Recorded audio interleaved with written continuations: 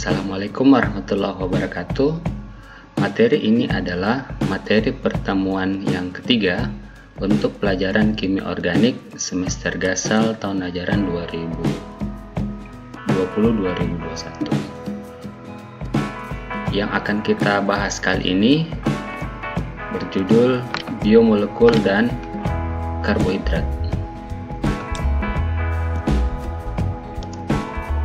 Pada pertemuan kita yang sebelumnya, mudah-mudahan masih bisa dipahami tentang tiga hal. Yang pertama, ruang lingkup tentang pembelajaran kimia organik. Kemudian yang kedua, mudah-mudahan masih diingat bahwa molekul organik itu dibedakan dengan molekul anorganik berdasarkan ikatannya. Ada namanya ikatan kovalen dan ada ikatan ionik. Ikatan kovalen yang akan membentuk molekul-molekul organik, sedangkan molekul-molekul anorganik biasanya dibentuk dari ikatan ionik ataupun ikatan logam. Molekul organik sendiri yang berupa ikatan kovalen itu kita bisa bedakan sifatnya berdasarkan jenis ikatan kovalen yang dia bentuk, di mana jenis ikatan kovalen ini ada dua jenis, ada yang ikatan kovalen polar dan ada yang ikatan kovalen non polar. Yang polar itu yang bagaimana? Apabila unsur pembentuk dari molekul organik tersebut terbentuk dari unsur yang elektronegativitasnya tinggi dengan yang elektronegativitasnya rendah. Yang tinggi itu misalnya dari yang sisi kiri yang pernah kita tampilkan ada von Coolidge FON Cl Br Cli ya. Kemudian yang rendah itu C dengan H. Sedangkan ikatan kovalen nonpolar itu terbentuk apabila unsur yang pembentuk molekulnya itu ada pada sama-sama unsur elektronegativitas tinggi atau malah sama-sama rendah. Coba kita lihat satu persatu untuk menilai ulang pemahaman kalian tentang molekul-molekul ini dari pertemuan yang lalu.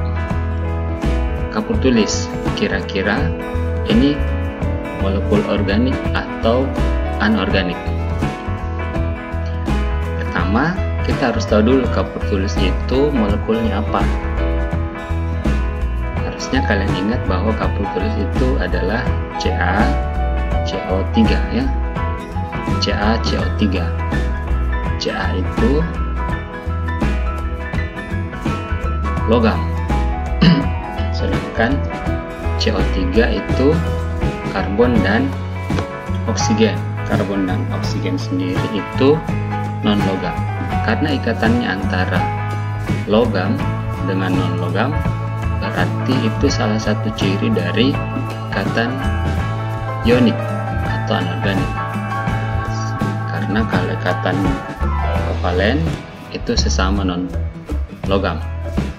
Jadi kapur tulis itu Ca+ dan CO3 2-, berarti ikatannya ionik. Apakah polar nuklear? Bukan, karena dia adalah ikatan ionik. Lalu HCl. HCl ini organik atau bukan? Organik ya, karena dia kovalen. Kovalennya apa?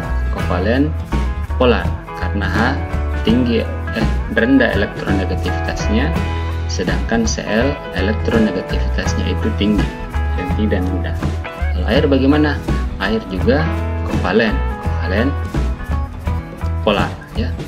H rendah, oksigen tinggi.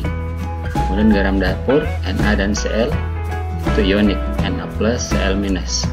Kemudian kertas kita akan pelajari ini molekulnya hidrokarbon nih dan oksigen, maka dia ada C, ada H, ada O, berarti dia semua non polar, semua non logam. Ikatannya berupa ikatan kovalen. Bensin juga sama, ini hidrokarbon ya. Jadi dia molekul organik. Jadi yang mana bukan molekul organik hanya kapur tulis dan garam dapur. Dia ionik, berarti dia anorganik. Mudah-mudahan bisa dipahami dari pertemuan kali. Pada pertemuan kita kali ini, kita akan mulai membahas tentang biomolekul dan membahas salah satu di antaranya. Kalau kita lihat tubuh makhluk hidup, khususnya manusia, salah satu molekul mayoritas penyusun tubuh itu adalah air. Jadi satu molekul penyusun utama penyusun makhluk hidup, khususnya diri kita, itu adalah air. Jadi air ini bisa kita ibaratkan sebagai molekul kehidupan. Hampir semua proses kehidupan itu melibatkan air. Bernafas, berfotosintesis, kemudian tubuh kita, kemudian proses-proses metabolisme baik di tubuh hewan, manusia, dan tumbuhan itu akan selalu melibatkan air di dalam reaksi-reaksinya. Ya, jadi semua melibatkan air. Kemudian molekul yang kedua itu protein. Protein kalau tubuh kita itu kita lihat nih, selain air yang posisi kedua itu protein. Tubuh kita sebagian besar merupakan protein. Maka protein ini dianggap sebagai fungsi pembangun yang menyusun struktur sel hewan dan manusia. Karena tubuh kita itu adalah protein, maka selayaknya konsumsi kita harusnya banyak, atau makanan kita banyak mengandung protein. Protein jangan dianggap saja sebagai konsumsi tubuh, dia dapat dirubah atau sebagai sumber energi. Jadi tidak harus makan karbohidrat. Kemudian di posisi yang berikutnya ada lemak. Lemak itu kita jumpai di bawah lapisan-lapisan kulit. Jadi, kalau kita buka lapisan kulit, misalnya saja di pasan ayamnya, kulit ayam itu akan keluar lemak-lemaknya. Begitu juga di tubuh kita. Fungsinya apa? Itu sebagai pelindung kita dari benturan untuk melindungi organ-organ vital. Kemudian fungsi utama yang lainnya, lemak itu sebagai pengatur keseimbangan suhu. Suhu dalam tubuh kita itu tetap dipertahankan 37 derajat Celcius. Kenapa? Untuk menjaga proses metabolisme dapat berjalan dengan baik. Meskipun kita berada di daerah panas, dingin, maka suhu tubuh kita tidak boleh berubah, tetap harus berada di suhu sekitar 37 derajat Celcius. Yang mengatur itu atau menjaga agar tidak terjadi perubahan signifikan, baik masuk ke dalam tubuh atau keluar dari tubuh energi panas tersebut, maka yang mengatur atau melindunginya itu adalah lapisan lemak di bawah kulit. Kemudian fungsi yang lain, lemak itu juga sebagai sumber energi.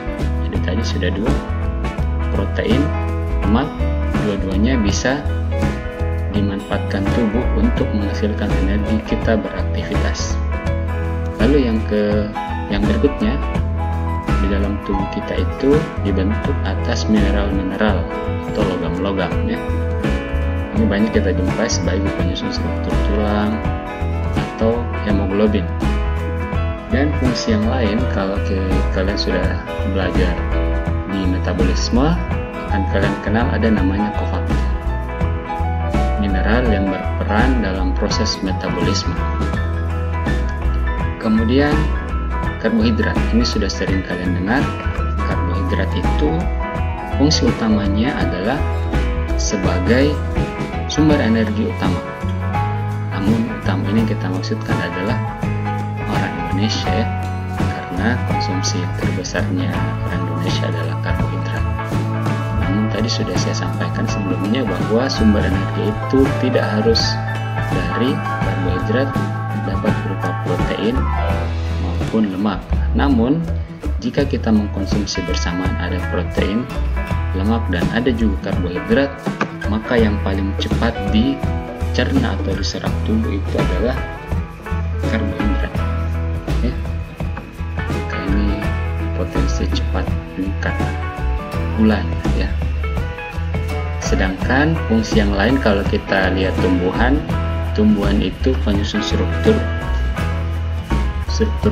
batangnya atau tubuhnya bukan protein seperti manusia, tetapi penyusunnya dia adalah karbohidrat. Molekul yang berikutnya adalah nukleotida. Nukleotida mungkin masih jarang kalian dengar istilah ini. Nukleotida paling kalian bisa samakan saja dengan istilah DNA. Dia adalah molekul penentu atau pewaris informasi genetika di dalam sel. Jadi ini adalah molekul genetika. Molekulnya namanya nukleotida. Dan yang terakhir, meskipun jumlahnya diperlukan hanya dalam jumlah sedikit, namun juga wajib ada dalam tubuh kita, yaitu vitamin. Vitamin fungsinya untuk membantu proses metabolisme. Lebih spesifik lagi, vitamin itu fungsinya sebagai koenzim. Setelah membahas dan mempelajari tentang biomolekul, pembahasan kita yang berikutnya adalah membahas tentang salah satu biomolekul tersebut, yaitu karbohidrat. Ada 3 hal yang ingin kita pahami dari pembahasan tentang karbohidrat di pertemuan kali ini. Yang pertama, diharapkan peserta didik bisa mengenali contoh-contoh karbohidrat yang ada dalam kehidupan kita sehari-hari. Lalu kemudian yang kedua, peserta didik dapat menyusun definisi dari karbohidrat itu berdasarkan unsur atau gugus fungsi sebagai senyawa penyusun dan rumus umumnya dengan cermat. Jadi sebentar, kalian harus bisa mendefinisikan apa sih itu karbohidrat. Lalu yang ketiga, dari beberapa contoh karbohidrat yang kita perkenalkan, dari situ kita bisa buat pemetaan tentang klasifikasi karbohidrat. Ini sebagai pengetahuan saja bahwa dalam diet karbohidrat kita itu ada 60% dari makanan kita sumbernya dari karbohidrat, ya, selebihnya ada protein, lemak. Khusus lagi untuk orang Indonesia, ya boleh jadi lebih dari itu, ya. Sudah makan yang manis, sarapan nasi goreng pakai nasi karbohidrat, kemudian makan siang nasi lagi, makan malam nasi lagi, minum manis lagi, ya semua karbohidrat. Namun seharusnya sebagaimana pembahasan kita di awal tentang biomolekul, kan tubuh kita itu adalah protein, ya. Jadi selayaknya proteinlah yang banyak kita konsumsi. Kenapa? Karena protein itu juga dapat merupakan sebagai sumber energi dan juga sebagai penyusun struktur tubuh. Sebagai pengantar, kalau kalian lihat nasi dan kayu, itu sebenarnya molekul penyusunnya itu sama saja. Apa itu penyusunnya ini? Ya, penyusunnya itu glukosa. Itu yang ada di nasi, glukosa juga isinya. Dan yang di kayu juga glukosa. Sedangkan buktinya apa, ya? Manusia itu mengkonsumsinya nasi untuk dirombak menjadi glukosa. Contoh dari konsumsi yang ini rayap misalnya, atau makan kayu gitu, ya, itu merombak juga sama saja dengan nasi itu. Namun yang dikonsumsi adalah kayu untuk dia rombak juga menjadi glukosa. Lalulah kemudian di metabolisme menghasilkan energi. Ini sudah bisa dibuktikan dengan valid, ya. Jadi molekulnya itu glukosa C6H12O6. Strukturnya seperti ini, nanti kita pelajari. Kalau struktur modelnya tertutup seperti ini, dan itu sama baik di nasi dan di kayu. Namun apa perbedaannya sehingga sampai manusia nggak bisa konsumsi. Sedangkan hewan itu makan daun atau yang nanti bagian dari kayu ini juga sama untuk menghasilkan energi. Namun memang ya, penyusunnya itu sama-sama glukosa. Secara garis besar, karbohidrat yang ada di alam itu yang memproduksinya adalah tanaman. Tanaman itu fungsinya melakukan proses fotosintesis. Kan tanaman itu cukup kita siram air, kemudian dia memiliki zat hijau daun, akan menyerap karbon dioksida yang ada di atmosfer dan melakukan metabolisme oleh adanya air tadi pada panjang gelombang matahari yang sesuai, itu kemudian akan menghasilkan glukosa dan oksigen. Oksigen ya diserap kembali oleh hewan dan manusia untuk bernafas ya.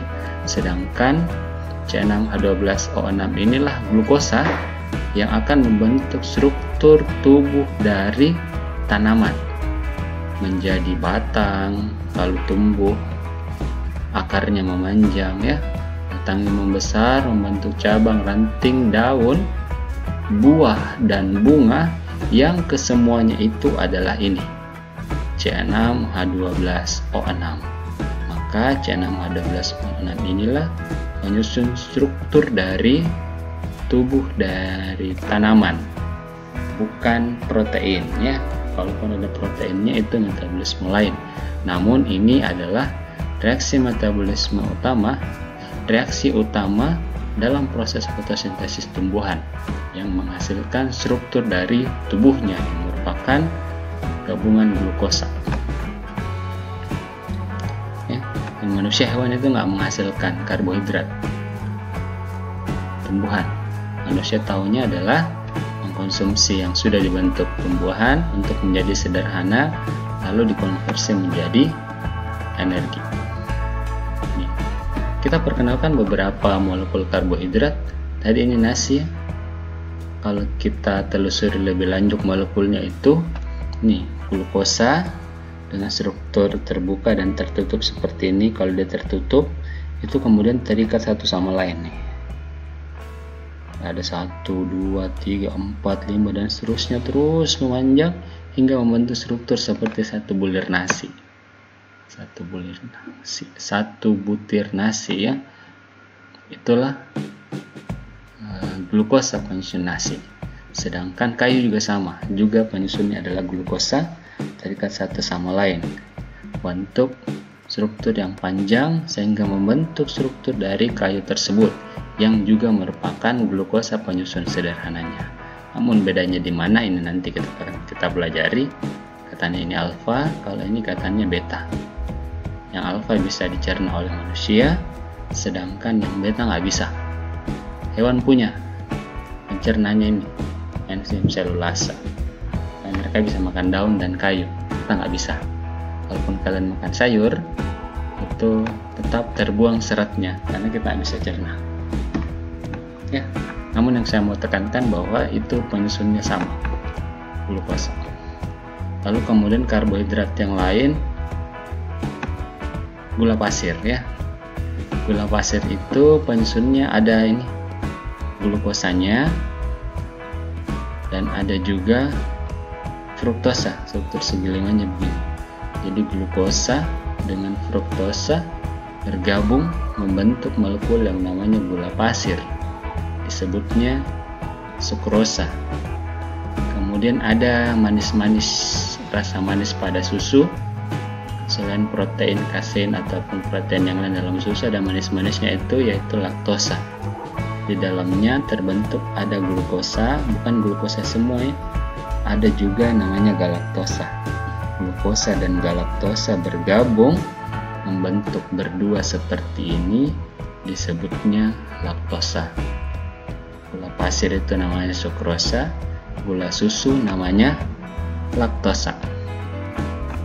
Contoh karbohidrat yang lain tentu banyak ya. Selain glukosa sendiri ada fruktosa, ada namanya ribosa, ada eritrosa, ada gliseraldehid, serta puluhan lagi yang lain. Contoh-contoh molekul karbohidrat yang akan kita bahas di pertemuan-pertemuan berikutnya. Setelah kalian kenali contoh-contoh di atas dan strukturnya, kita akan coba lihat formulasi dari definisi karbohidrat. Untuk memudahkan kalian memahami tentang apa itu karbohidrat, ingat saja namanya, karbon dan hidrat. Karbohidrat berarti dia punya C ya.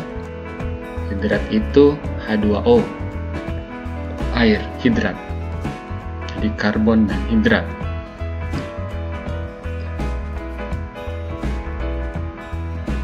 Biasanya jumlah karbon yang dimiliki umumnya sama dengan jumlah hidrat yang dia miliki. Contoh, jika karbonnya 6, kemudian hidratnya juga 6, H2O nya juga 6, berarti nanti jadinya hanya itu 12, oksigennya 6. Berarti kalau 6 ini C6, H12O6, membentuk struktur yang glukosa. Apakah glukosa itu karbohidrat? Iya, karena dia tersusun atas karbon dan hidrat, memenuhi rumus umumnya itu CnH2ON. Kemudian karbohidrat itu dari strukturnya kelihatan tuh, dia ciri-cirinya polihidroksi, OH-nya banyak sekali di setiap strukturnya nih, OH, makanya disebut polihidroksi. Dan polihidroksinya itu ada dua tipe. Gugus fungsi utamanya ada yang aldehid, ini COH. Jadi selain ada OH, dia ada aldehid, COH, maka disebut polihidroksi aldehid. Kemudian tadi ada juga yang lain nih, kalau begini keton nih CO. Kalau aldehid kan begini, COH. Kalau ini CO saja berarti itu keton. Karbohidrat ada juga yang keton. Nah, sehingga kalau kita gabungkan apa itu karbohidrat, kita bisa ringkas seperti ini. Dia adalah salah satu contoh biomolekul, ya. Kemudian polihidroksi, nih banyak OH-nya. Polihidroksinya itu apakah dia aldehid atau keton? Ini aldehid, COH, yang keton modelnya seperti ini. Ini aldehid ya. Ini saja yang keton. Tapi banyak lagi yang lainnya. Biomolekul polihidroksi aldehid keton yang terdiri dari ini karbon dan hidrat sesuai dengan namanya, memenuhi rumus umum CnH2ON. Ya, jadi saya ulang, karbohidrat itu apa? Adalah biomolekul polihidroksi aldehid atau keton yang terdiri atas karbon dan hidrat, memenuhi rumus umum CnH2ON. Ini contohnya. Apakah ini karbohidrat? Nah, kita uji dengan definisinya. Apakah dia merupakan biomolekul? Boleh jadi iya. Kemudian dia polihidroksi, ini OH-nya banyak gitu ya. Kebetulan saya karena C-nya pendek. Kemudian polihidroksi aldehid atau keton, ada aldehidnya atau ketonnya, nih di aldehid. Kemudian terdiri dari karbon dan hidrat, dia punya C dengan H2O. Jika kita gabungkan nanti CnH2ON, berarti kalau C-nya 3, harusnya hanya itu ada 6. Coba kita hitung, 1, 2, 3, 4, 5, 6 ya. Kemudian oksigennya juga 3, karena C-nya 3, 1, 2, 3. CnH2ON, C3, H6O3.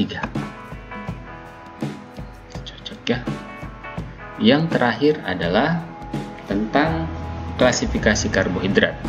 Dari klasifikasi karbohidrat ini kita sudah lihat tadi contoh-contohnya, maka kita bisa bagi klasifikasinya itu memiliki berdasarkan gugus fungsinya. Ada yang aldehid, ada yang keton. Tadi yang aldehid kayak gini nih. Ini aldehid ya. Dia aldehid, aldehid, aldehid, aldehid. Ini keton.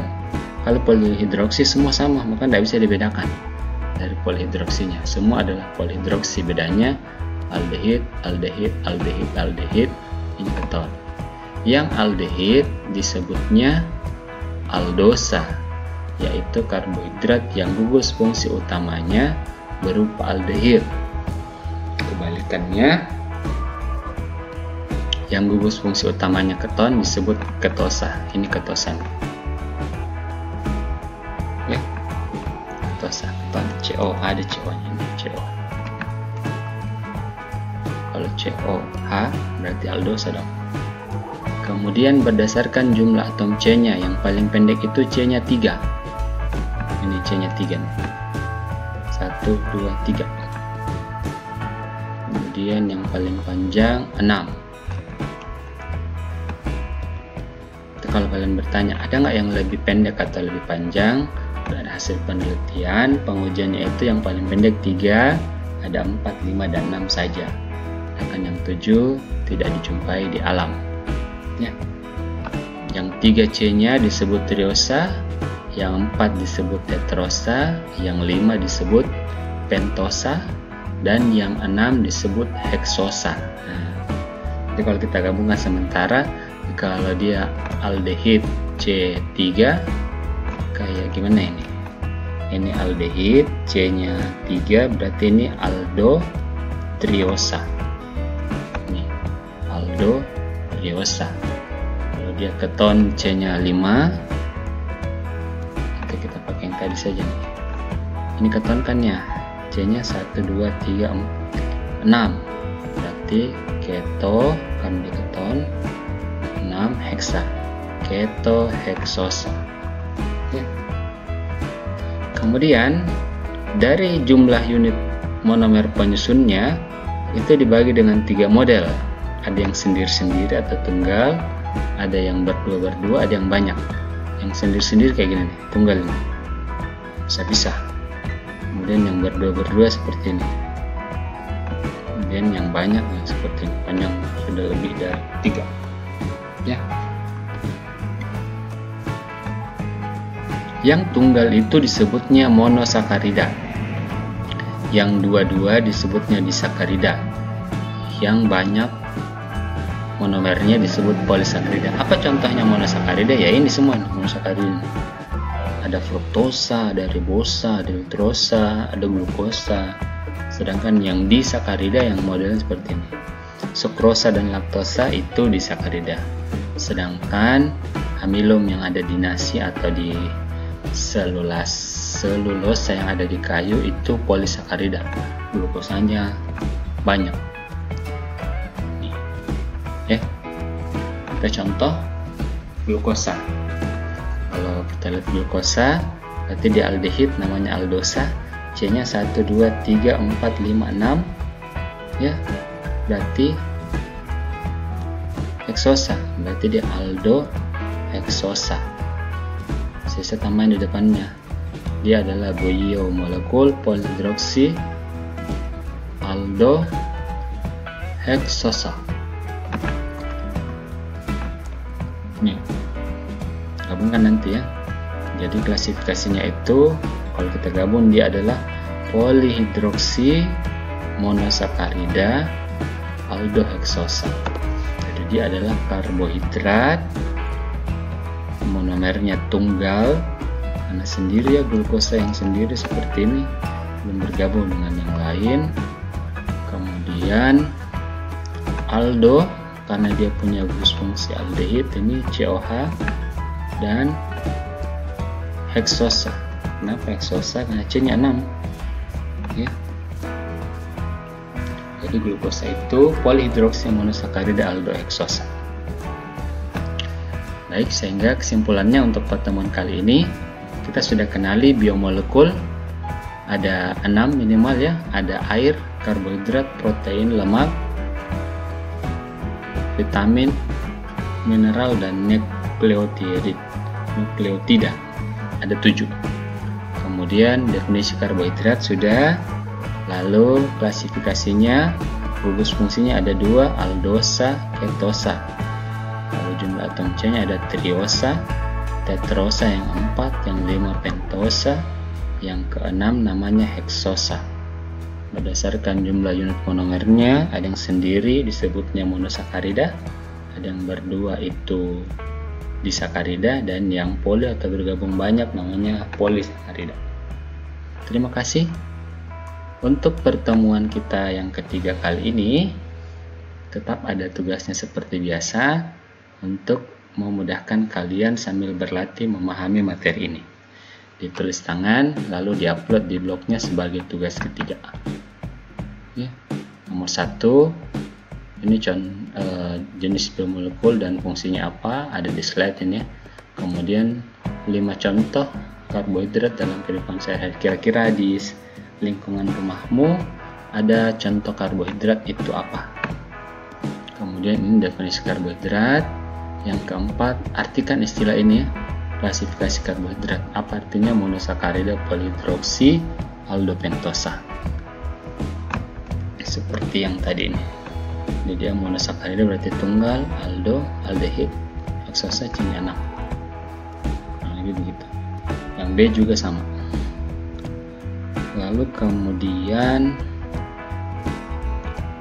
tentukan istilah klasifikasi seperti soal nomor 3 molekul ribosa dan fruktosa ini. Ribosa dan fruktosa ini buat klasifikasinya dengan model seperti ini. Jadi kasih nama ya, nama klasifikasinya. Lalu kemudian yang keenam, pertanyaan terakhir, molekul ini coba perhatikan dengan baik, dia karbohidrat atau bukan? Kalau jawabannya iya, kenapa? Kalau dia jawabannya bukan karbohidrat, kenapa? Sekian untuk pertemuan kali ini. Saya ucapkan terima kasih. Assalamualaikum warahmatullahi wabarakatuh.